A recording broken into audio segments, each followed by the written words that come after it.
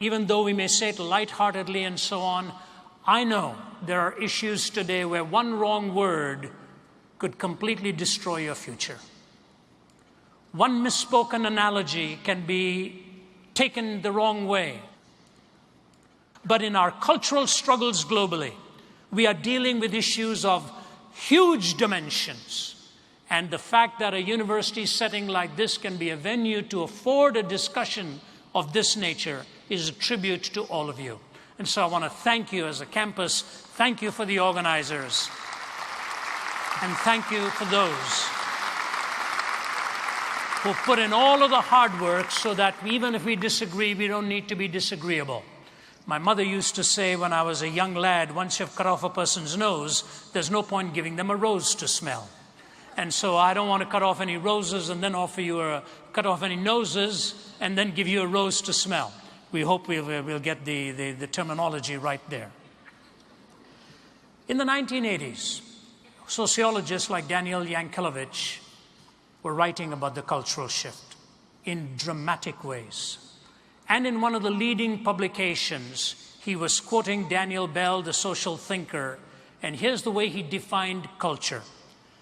Culture is the effort to provide a coherent set of answers to the existential questions that confront all human beings in the passages of their lives.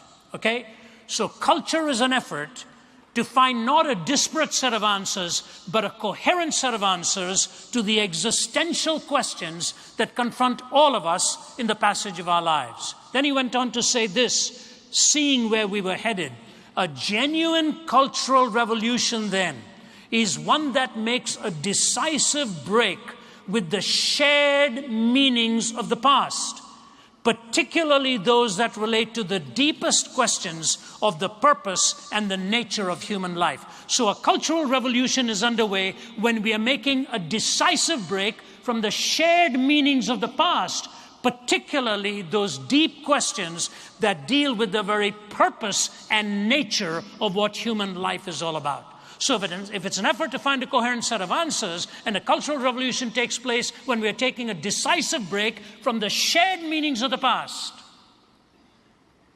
then you know the more you get to the hard questions, if you calibrate them wrongly at ground level, to use an airplane analogy, if the calibration is wrong at the ground level, then the higher the altitude you fly to, the variance is going to be wider and wider and wider. And it's these culturally shared meanings that are now up for grabs, and the cultural revolution is now into its second or third generation. What was happening? I believe there were three sociological phenomena that was lying beneath the surface. I use this only as a scaffolding now to bring you to the point of what it is I think the deductions really are and wherein lie our answers. Many years ago, one of them wrote it in these words: first, dentistry was painless, then bicycles were chainless, and carriages were horseless, and many laws enforceless. Next, cookery was fireless, telegraphy was wireless, cigars were nicotineless, and coffee caffeineless. Soon oranges were seedless, the putting green was weedless, the proper diet fatless. New motor roads are dustless, the latest steel is rustless, our tennis courts are sodless, our new religion godless. All of a sudden, definitions are taking place without a transcendent perspective of any kind.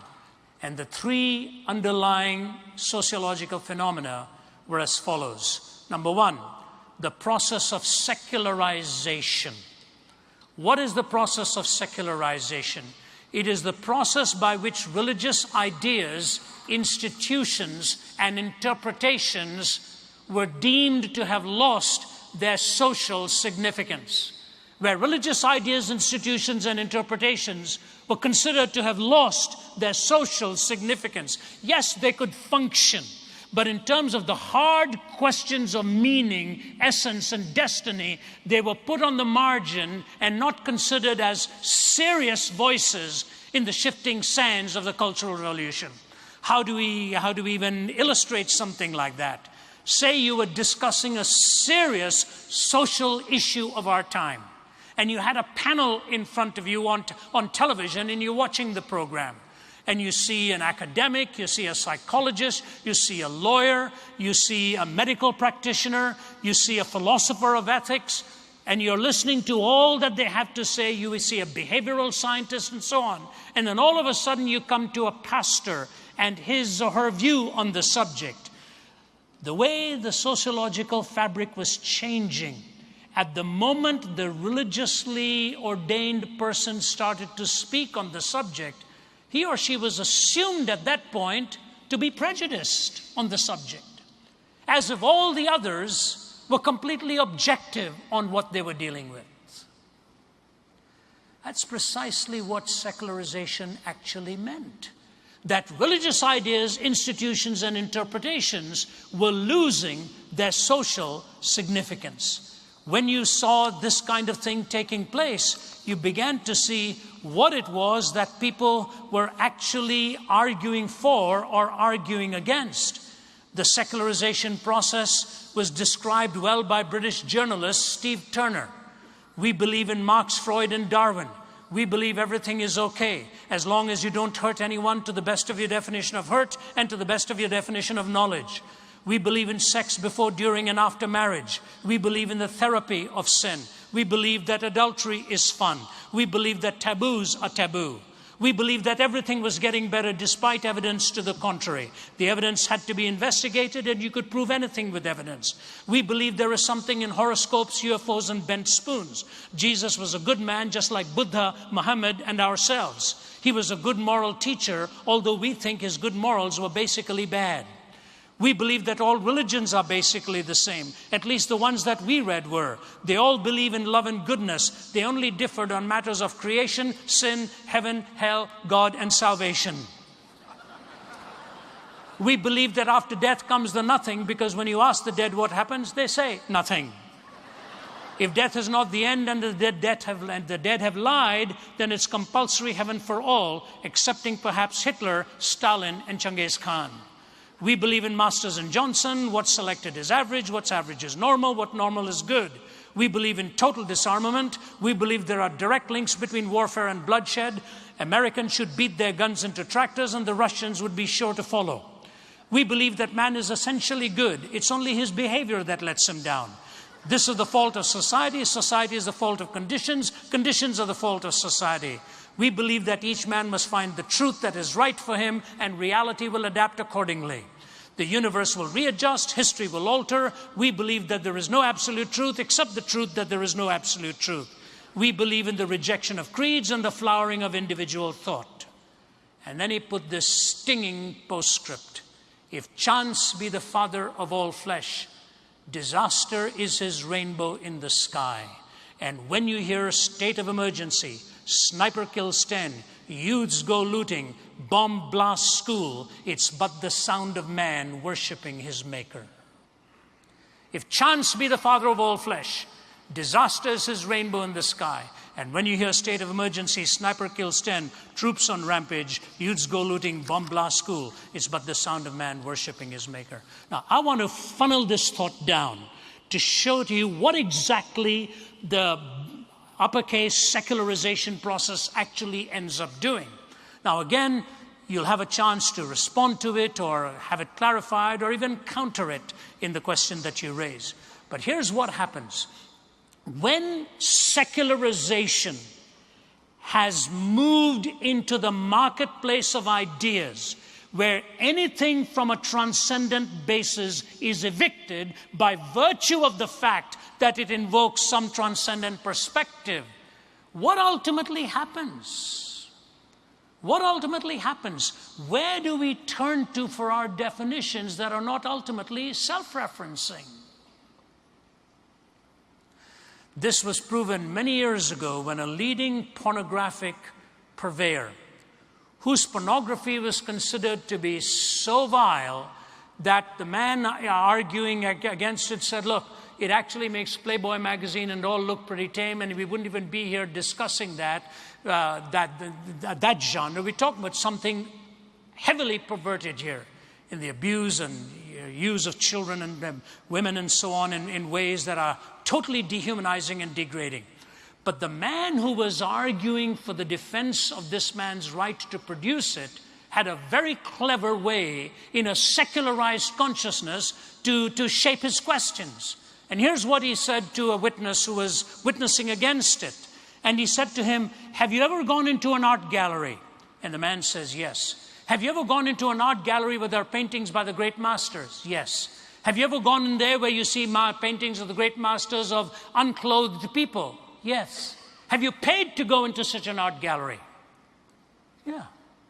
Will you please explain to this jury why you called that art and why you call my client's stuff pornography? And he had many of them on the ropes, and in that kind of a setting, of course, you're not going to discuss the philosophy of art versus the philosophy of porn and so on.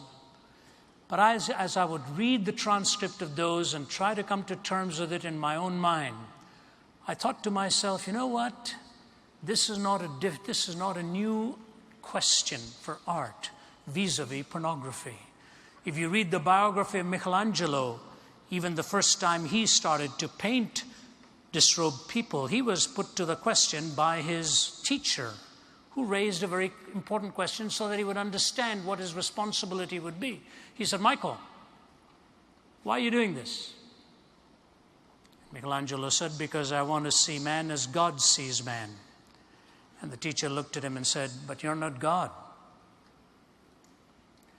And then the unfolding dialogue is fascinating to try and understand the difference of parameters and boundaries and, more importantly, purpose. But it reminded me of C.S. Lewis's book, in A Pilgrim's Regress, in which this is an extraordinary conversation. It's a fascinating book, and the reason Lewis portrayed it as a pilgrim's regress rather than his own progressive journey to Christ in his book called Surprised by Joy, he took this in an allegorical form in A Pilgrim's Regress. And the reason he calls it a regress is because on his journey through atheism and pantheism and all of the philosophies that his brilliant mind was wrestling with, and he was faced with why he was turning away from them, he couldn't quite put his finger to the nerve or what it was he was rejecting and why he was rejecting it, but he knew there was something systemically flawed in the worldviews that he was rejecting until he came to know Jesus Christ. In his testimony said, surprised by joy. And this brilliant Oxford scholar tells the story. Then he took a regressive journey, for he had more explanatory power to why he had rejected some and why he had trusted this particular one. And now in this allegorical journey, he is in the mountain called the Spirit of the Age, where everything goes. But fascinatingly, allegorically, Lewis, who refers to himself as John, pictures himself as handcuffed by the Spirit of the Age. Not free, but bound. A brilliant metaphor of how absolute freedom can actually become a form of bondage in itself. And while he's bound in chains, he's looking at the neuronic stare of he who heads up the Spirit of the Age.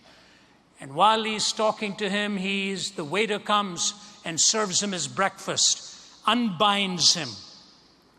And young John takes a drink of milk and says, this is very refreshing. And the man representing the Spirit of the Age says, it is it? What do you call it? He said, milk. He said, it's only the secretion of a cow, isn't it? He said, a cow secretes urine, produces milk. What's the difference? Just the secretion of a cow. Young John says he didn't know how to respond to this. And then he made a big mistake on commenting on the tastiness of the eggs. And the waiter says, you know what an egg is, don't you? And he proceeds to give it the most debased description. And young John doesn't know how to respond to it. But he says, all of a sudden, after that man has gone, reason comes riding on a horse and rescues me and says to me, looks at the Spirit, waiter of the Spirit of the Age, and he says, you lie. You lie because you don't know the difference between what nature's meant for nourishment and what nature's meant for garbage. You don't know the difference between what nature's meant for nourishment and what nature's meant for refuse. Ladies and gentlemen, I would like to think that an average person standing in front of the lens of a camera, whose unclad body is being used by marketers of sensations to trap young minds and lock into their memory banks ideas that will haunt them the rest of their lives and put at risk not only their hungers, but possibly the very sacredness of their vows and their marriages and so on. I would like to think that somebody who's being paid to do this would stop at a point and say, please don't do this to me. Don't do this to me. But you know what happens when secularization has its full run at things like this? It will ultimately cease to have the ability to define distinctives and could ultimately produce a generation without a sense of shame. You know, from what I understand, psychiatrists are dealing with a possibility of a medication that can counter post-traumatic stress disorders. Those who come from the battlefield and unable to sleep because of all of the trauma and so on. But the fear in the discussion committees is this: if we are able to find a drug that is so able to erase the memory of horrific things, to what end will that drug be put? To a rapist or a mass murderer who the morning after a series of crimes can just swallow the pill and not feel any sense of guilt whatsoever. This was precisely the path Hitler went on. Outside the gas chamber of Auschwitz are his words: I want to raise a generation of young people devoid of a conscience, imperious, relentless, and cruel. And what I want to say to you is definitions are crucial in the earliest stages of sensitivity. And if secularization moves to the point of taking any transcendent notion out of discussion, and if religious ideas, institutions, interpretations, which the founding documents of this nation actually attributed the very sacredness of our rights to having been endowed by the Creator, what will that make of a society that has lost its sense of shame? That's why a philosopher of ethics says, ours is an age where ethics has become obsolete. It's superseded by science, deleted by psychology, dismissed as emotive by philosophy. It is drowned in compassion, evaporates into aesthetics, and retreats before relativism. The usual moral distinctions between good and bad are simply drowned in a maudlin emotion in which we feel more sympathy for the murderer than for the murdered, for the adulterer than for the betrayed, and in which we have actually begun to believe the real guilty party, the one who somehow caused it all, is the victim and not the perpetrator of the crime. The entire reversal that has taken place when shame and remorse of this nature have gone. The RZIM Church Leaders Conference is going to address the most timely challenges Christianity is facing. You can attend here in person, or you can register to watch by live stream on rzim.org. We have an incredible lineup of speakers, including Ravi Zacharias, Louis Giglio, John Lennox, Crawford Loritz, Michael Ramsden, Abdu Murray, Sam Alberry, and Joe Vitale. So please join us from October 3rd to the 5th. I hope to see you soon. People are interested in having a spiritual life, but treat faith more like an a la carte menu at a restaurant, choosing what they like and dismissing the rest. Cutting through the hype and seduction is the clear voice of author and apologist Ravi Zacharias in his book, Why Jesus? Rediscovering His Truth in an Age of Mass-Marketed Spirituality. Ravi answers the attraction known as the New Spirituality. Billy Graham calls Why Jesus a powerful defense of how Jesus Christ brings meaning and hope to an individual life. And Charles Swindoll says, I'm not acquainted with a brighter mind or a more relevant and devoted defender of the faith than Ravi Zacharias. Why Jesus is available in bookstores now or online at rzim.org. The purpose of RZIM is to engage meaningfully with the questions and heartfelt issues of our culture. We do that in areas of business, academia, politics, the arts, and media. We live in an age of confusion, and people from every continent are beginning to wonder whether there are any answers to life's biggest questions. And RZIM consists of over 50 speakers and adjuncts operating in over 20 countries, working at every level to reach those who shape the culture of a country and its future direction with the gospel. In addition to taking the gospel to various arenas of influence, we are also committed to providing a variety of training events in order to meet people where they are and to answer their questions directly.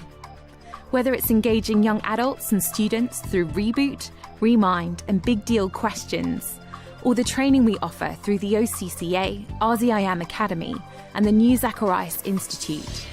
Our purpose is not only to increase people's knowledge, but to address the obstacles that stop people from seeing the credibility and beauty of the gospel of Jesus Christ.